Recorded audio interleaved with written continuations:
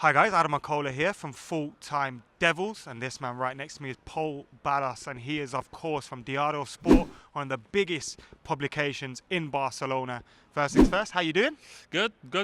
Really good here, Manchester. There's been some classic European encounters between these two clubs, Barcelona and Manchester United. Obviously, when United lifted the trophy in 08, we beat them in the semi-finals 0-0 with Ronaldo missing a penalty in the Nou Camp and then Scholesy scoring at that end. Of course, Barcelona got their own back in the two finals that followed, but even stretching back to 84, 91, United and Barcelona have a long history in European competition. Now, Paul, the two teams coming head-to-head, Barcelona clear favourites, we know that. But do you think Manchester United have any chance? I think that their chances are not really big. I'm sorry to maybe disappoint you, but I think that Barcelona, just apart from the team that they have a team full of stars. I mean, they have made it clear that this year they really won the Champions League. I mean, there was like a famous speech of Messi at the beginning of the season at the Camp Nou, where the team was presenting to all the crowd, where Messi said, "Okay, this year we just won the Champions League," and I think that's quite a statement from the main man here. You mentioned Messi, and we see him on the pitch out there behind us. He's got 4 goals in the last couple of games, and he's really on fire at the moment.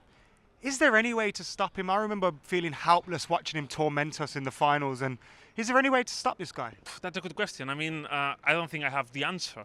I think that Solskjaer can plan like a really tough defense on him, but it will, at the end of the day, it will depend on his day. If he's on a good mood, I don't know what you can do to stop him. So I think that the best shot for United is just cross your fingers and hope that Messi doesn't have this one of those days. Well, I've been sat here trying to work a little bit of black magic, see what I can do, but fingers crossed it pays off. Obviously, Barcelona are a great team. Messi's not the only threat. Who's in form at the moment for Barcelona? Which are the threats, if Manchester United can stop Messi, do we need to fear? Yeah, I think that if you look at the last game against Atletico de Madrid, you can see that Luis Suarez is also the other big man. In a game that Messi struggled to find the net, he just went with a really good shot at the end of the game with one of these moments that can decide leagues and competitions. So Suarez, I think that is the second name on the list. But for the season that we have also seen, I would also highlight Gerard Piqué. He's a player that knows his stadium, and I think that he has been brilliant on the centre back, just as Lenglet, the other centre back that most of the people didn't expect much from him at the beginning of the season. He's now a key part of the team. Two players that have their history with United, obviously Suarez at Liverpool, and of course Piqué being here. Fantastic player, and he's obviously grown since joining Barcelona. Barcelona haven't had the best of luck away from home in the knockout stages in the last 3 years. Why do you think that's been?